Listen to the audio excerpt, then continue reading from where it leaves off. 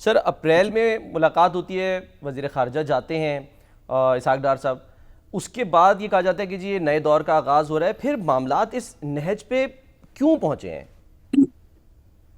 دیکھیے، بہت شکریہ آپ نے مدعو کیا. ابھی جس طرح شامی صاحب بڑا جامعہ تجزیہ دے رہے تھے، میں وہیں سے بات کو آگے بڑھاتا ہوں کہ دیکھیں، آپ ڈاٹس کو کنیکٹ کریں. بالکل جس طرح آپ نے صحیح کہا کہ ابھی ماسکو فارمیٹ کی میٹنگ ہوئی، جس میں جو پاکستان کے کنسرنز تھے افغانستان کے حوالے سے کہ اس کی سرزمین دہشت گرد یوز کر رہے ہیں، یہ کنسرنز باقی بھی جو ہمسایہ ممالک اور علاقائی طاقتیں ہیں انہوں نے بھی شیئر کیے، جس میں ایران شامل ہے، ترکی شامل ہے، جس میں روس شامل ہے، چین شامل ہے، سنٹرل ایشین ریپبلک شامل ہیں. اس سے پہلے دوحہ میں 13 ممالک اقوام متحدہ کی سربراہی میں ملے اور انہوں نے بھی یہی باور کرایا افغان طالبان کو کہ جناب اگر آپ لیجیٹیمیسی چاہتے ہیں، دار قوم کے طور پہ دنیا میں ابھرنا چاہتے ہیں، تو آپ کو اپنی کمٹمنٹس پوری کرنی ہوں گی اور آپ کو دہشت گردی کا قلعہ کرنا ہوگا، آپ کو انکلوسیو گورنمنٹ بنانی ہوگی، ہیومن رائٹس کا ریکارڈ امپروو کرنا ہوگا، ڈرگ سمگلنگ کی جو اسپانسرشپ ہے وہ اور سرپرستی بند کرنی ہوگی. لیکن بدقسمتی سے 4 سال میں انہوں نے ایسا کیا نہیں. اچھا کیوں نہیں کیا؟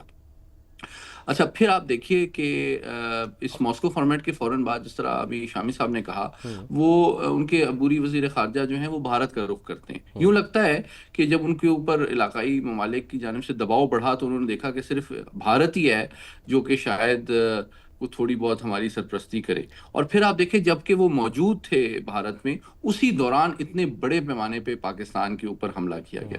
میں تھوڑا سا اس کو ایکسپلین کرنا چاہتا ہوں تصویراتی اعتبار سے، جی کہ یہ کوئی دہشت گردی کا حملہ نہیں تھا. یہ میں آپ کو ایکسپلین کرنا چاہتا ہوں. ہاں جی. دیکھیں کرم ایجنسی دیکھیں کہاں ہے شامی صاحب، جی اور چاغی کہاں ہے.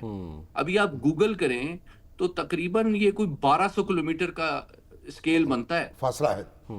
مطلب 1200 کلومیٹر کے اوپر ایک ایسا ملک یا ریاست جس کی ایئر فورس نہیں ہے، لاجسٹیکل سپلائی نہیں ہے، وہ اتنے بڑے پیمانے پہ حملے جو ہے پاکستان کے بارڈر کے اوپر درجنوں پوسٹوں کے اوپر کیسے کر سکتی ہے اور کیوں کرے گی؟